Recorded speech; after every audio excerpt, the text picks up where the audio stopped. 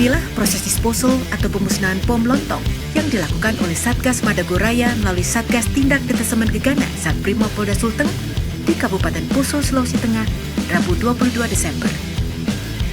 Menurut Wakasatgas Humas Madagoraya AKBP Pronto Budiono, pada Kamis 23 Desember, ada 6 buah bom lontong yang dimusnahkan. Bom rakitan tersebut merupakan sitaan Satgas Madagoraya dari kelompok Mujahidin Indonesia Timur MIT saat 2 insiden kontak tembak di Kabupaten Poso pada tahun 2014 silam. Menurut Pronto, pemusnahan ini dilakukan mengingat bom lontong yang telah disimpan terlalu lama akan membahayakan dan riskan meledak.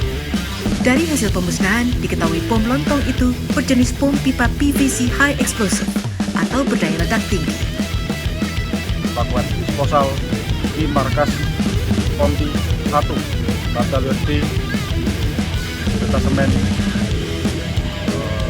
Gegana Satbrimopolda Sulteng.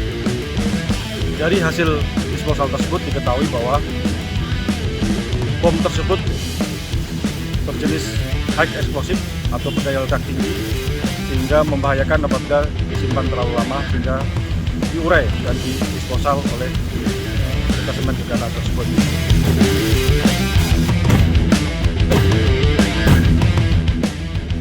Pronto menambahkan, hingga saat ini pengejaran terhadap 4 orang sisa daftar pencarian orang DPO teroris Poso terus dilakukan oleh Satgas Madagoraya.